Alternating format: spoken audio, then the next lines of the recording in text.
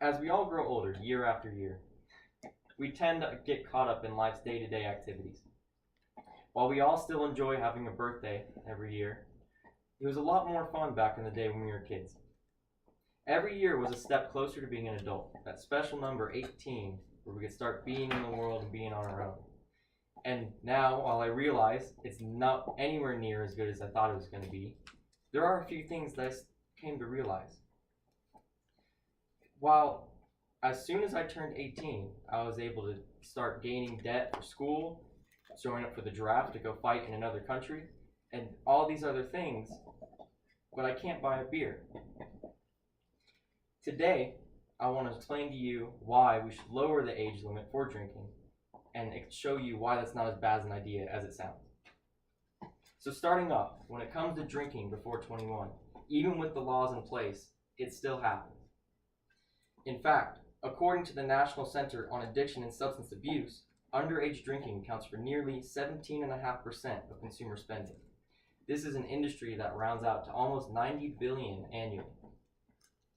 When it comes to underage consumption, think about where it takes place.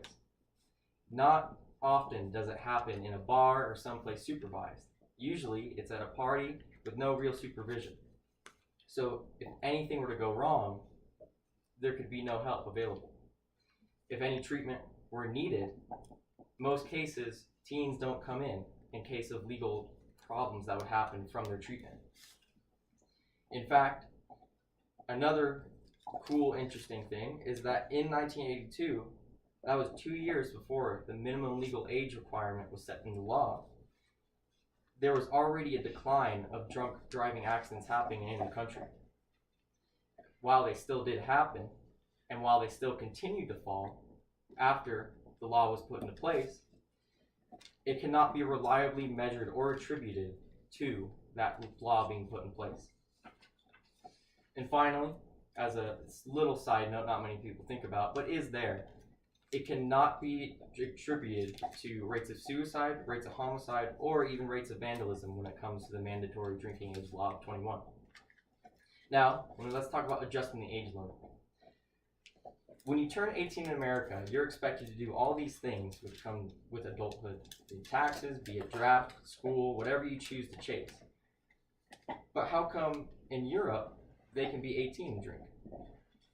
Actually, as you can see here on this visual aid, most of the world decides their drinking age to be 18 to 19, and only a small fraction of people, including the US and a few other areas, have it set at 21. If we were to lower the drinking age, it would be able to relax the taboo we have around drinking here in the US and could show or allow us to relate to Europe. Lowering the drinking age would also allow for more safety when it comes to drinking, as if treatment were needed in any special case, there would be no scare about legal consequences in going to the hospital or going where they're needed. It would also diminish the thrill of breaking the law. And as we all know as kids, and even now, when we do stuff that are illegal, it's always just a little bit more fun because it is illegal. So, if we diminish the law, that means there would be no fun in breaking the law, thus lowering the amount of younger underage drinkers happening. One last benefit that would come from this action would be actually a bonus to the economy. Whether it be local or countrywide, more taxes could be brought in through the sale of drinking for 18s to 20-year-olds who originally can't buy it without a fake ID. So, more sales, more taxes, and more local revenue for the state, for the city, whatever. So why does this matter? Why should you all care?